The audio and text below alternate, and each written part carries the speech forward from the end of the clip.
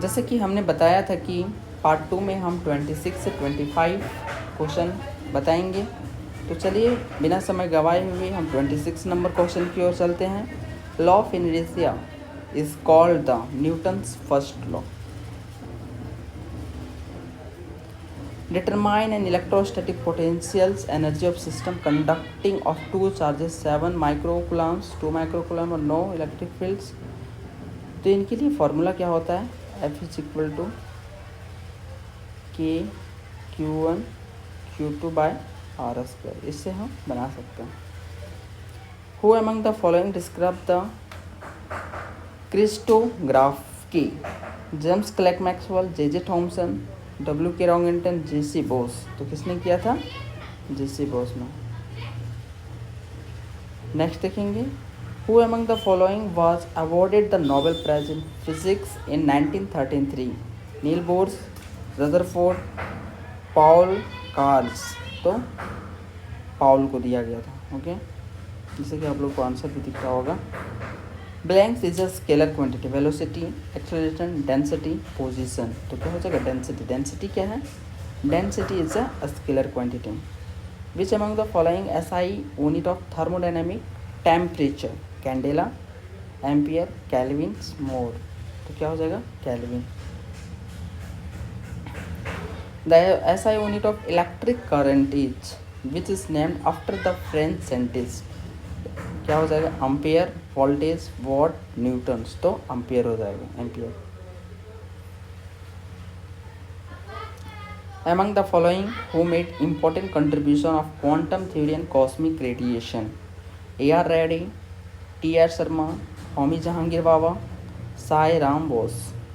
तो होमी जहांगीर बाबा ने दिया था क्या चीज़? Contribution of quantum theory. Who among the following discover x-ray? William Roentgen, James Chadwick, J Thomson, Albert Einstein. तो Roentgen.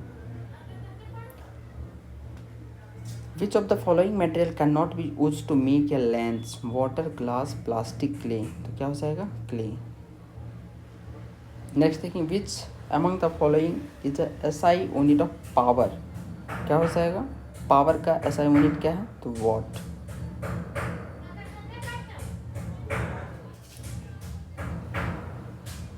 Which of the following is a dimension of power? Means क्या बोल रहा है? इसका जो निकालते हैं वो क्या होगा? डायमेंशन। तो डायमेंशन पावर का फॉर्मूला आप लोग को पता होगा, आप लोग कमेंट में इसको मैसेज कीजिए। A cyclist come to a skidding a stop to 10 meter during the process. The force of cycle due to road is 200 newtons is directly opposite to motion. How does work? Work का formula क्या होता है? W is equal to क्या होता है? F S cos theta. इसे हम निकाल सकते हैं। Which among the following forces act on car if it is motion on level road? The weight of the car, normal force, frictional force। तो क्या हो जाएगा? Option number first, second, 3। Option number 3। Next देखेंगे, which of the following phenomena is not exhibited by sound wave? Refraction, diffraction, reflection, polarization. तो ध्रुवीकरण इसका answer होगा क्या? Polarization. Rectilinear propagation of light is true when the medium is of variable reflection index made up of slabs of different refraction index, homogeneous और transparent, homogeneous and translucent। तो क्या हो जाएगा? homogeneous and transparent। Option number 3। Two charges are placed in a distance apart.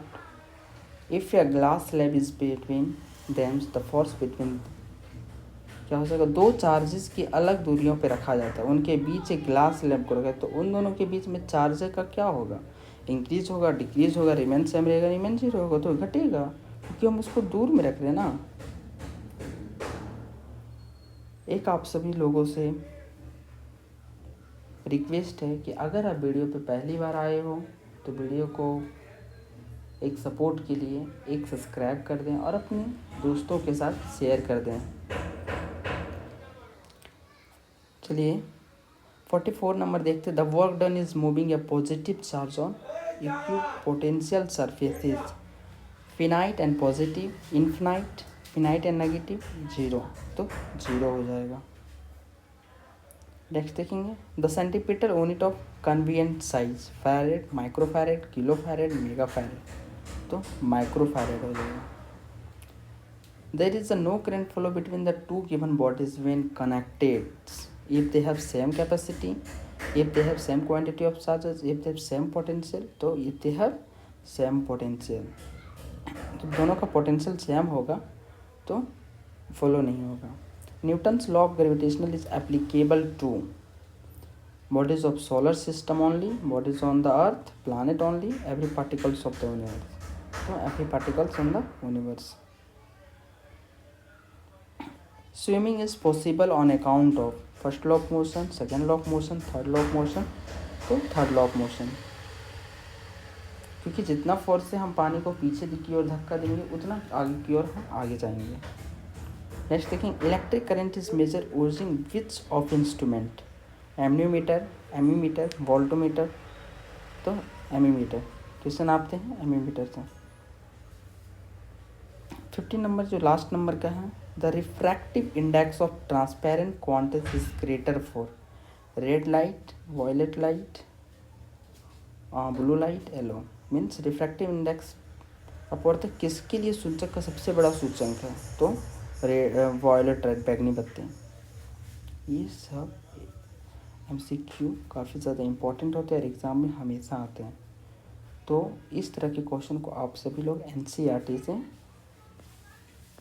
अच्छे से देख लें ताकि आप सभी लोगों से। Thank you.